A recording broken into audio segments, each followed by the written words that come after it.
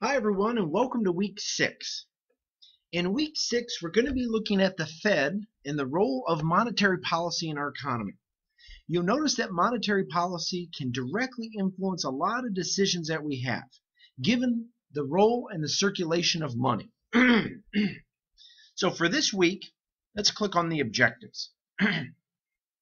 We're going to look at the Fed, sorry about that, and we're going to look at the fractional reserve banking system and how banks lend money to make decisions on what to lend. The assignments for this week are going to be as follows. You're going to read chapters 31 through 33, and you also have an assignment that's due. Now, for the assignment, let's review the requirements, as you need to make sure to have an APA formatted paper, and you want to click right here on in the doc sharing. And if you click on doc sharing, you'll see the grading rubric right here. Make sure to look at the grading rubric to see how you're being graded.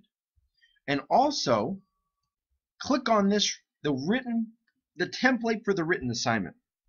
When you use the template, all you're going to do is insert your information into the template, which will make it much easier for you to understand what's required.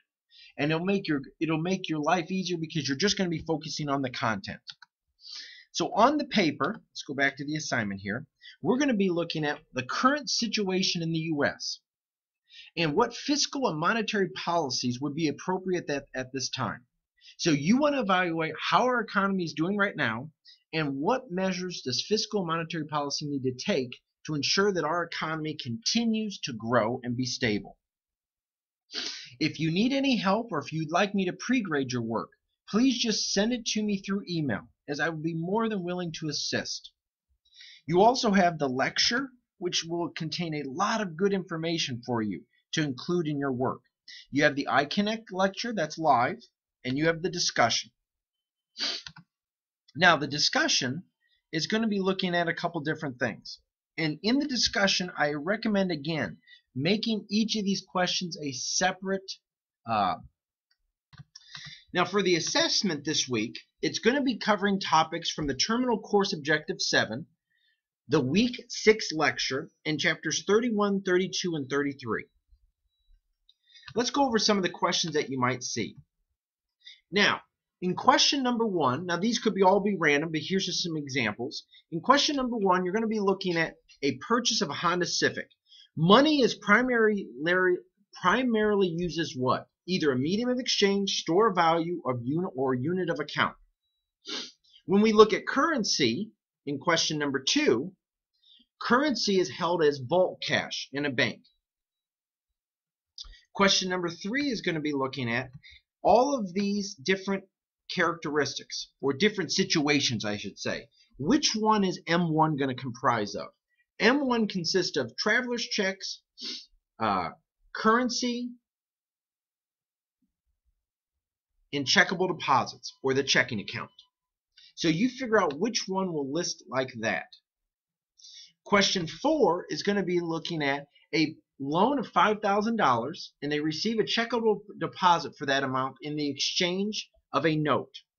What is the result of this transaction? Does it increase the money supply, or does it decrease the money supply from that transaction?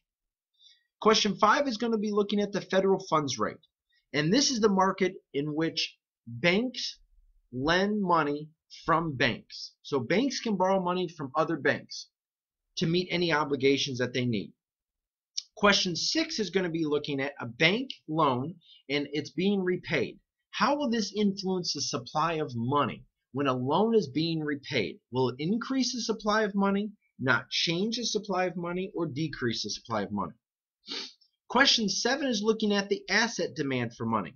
And the asset demand for money is the demand for money that's based off of how consumers make decisions. Consumers demand more money when their income levels change. Question 8 is when the quantity of money demanded exceeds the quantity supplied.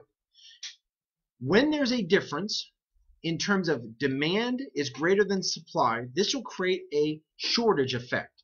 And something will happen with regard to prices and the level of interest rates.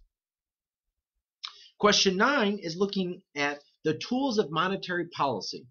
The tools of monetary policy are the required reserve ratio, the discount rate, and changes in open market operations. So you want to figure out which one is not a tool of monetary policy.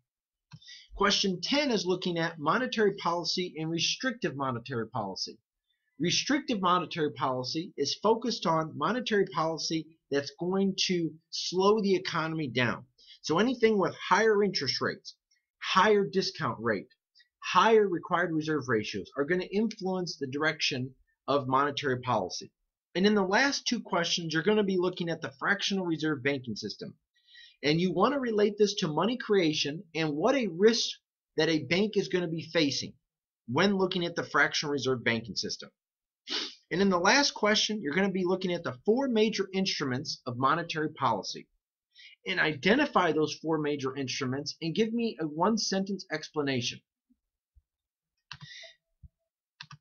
Now, if you have any questions for this week, please let me know, but make sure to get your assignments in by Sunday night with regard to the discussion, the assignment, and the quiz. But I look forward to your effort this week.